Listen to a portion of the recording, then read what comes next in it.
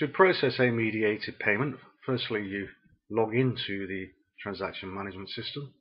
Your next choice is whether you're going to take a cardholder not present or a cardholder present transaction, i.e. the card holder is with you as opposed to talking to him perhaps over the phone. Your next choice is to whether you're taking only card payments, i.e. only debit and credit cards, or whether you're processing all types of payments. So that would be debit and credit, plus perhaps cash, check and postal order payments. As in this example, I am taking person present transactions. That person may be choosing to pay by debit card or credit card, or they equally may be choosing to pay by cash, check or postal order. So I select the All Payment Types button. I am now presented with the payment selection page. As with most pages within the payment system, you will see a question mark help file. Instructions can be added to this using the Edit Text facility.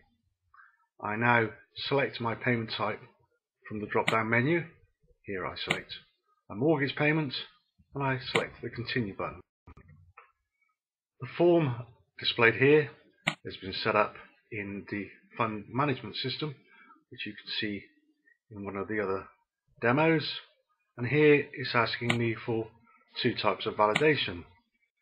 The first, as we can see by the red dot, is mandatory. So in here I enter my mortgage reference number.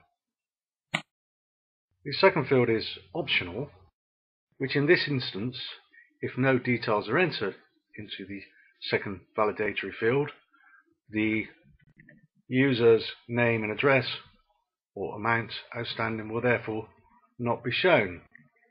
In this instance then, the user has to choose the amount to pay as opposed to it being displayed if it was validated by the secondary field as well.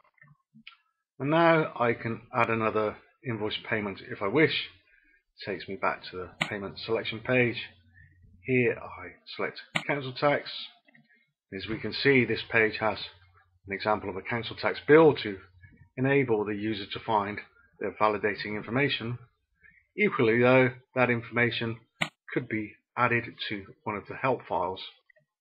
So now I enter my invoice reference for the council tax bill, press the Continue button. I then enter in the amount I wish to pay against my council tax bill. Again, and now I select the Continue button. Now I am taken to a page where I am to select the payment type. This could be cash, check, postal order, debit or credit card. If initially here I select the check payment type, so we can see what that looks like, you will see I am taken to a summary page where it lists all the details of what I'm about to pay. I am also given the option to add another invoice to this if I choose. Next I select the Continue button, and this will take me to the Check Enter Details page where I would enter the account number, sort code and check number. So we now go back and look at the process as if I was paying by debit card. In this instance I choose debit card on the card choice page. And as when I set this fund up in the fund management system, I set up a surcharge for transactions against this fund being paid by credit card. It tells me that paying by credit card will cost the payer an extra 90p. I then select the Continue button. This again takes me to the summary page, giving me details of the payment. Again, I select the Continue button. Now normally at this stage it would then take me to a page like this where I'd enter in my card details. However, because we're using a test system here and we're not processing a real payment, I'm actually taken to a test page. So here I select a good card payment, and this takes me through to a completion page where it tells me details about the transaction I just made, enables me to enter my customer's email address if they wish a receipt to be emailed to them, or it enables me to print out a receipt if they want one there and then. Again, if you've seen the other demos, you'll remember that the actual details on this receipt can be configured to be fund center and location specific.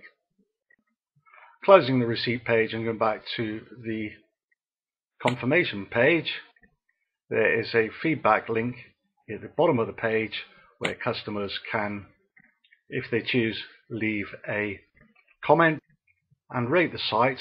However, as this is a mediated payment used by a member of your staff, that feedback doesn't apply in this instance.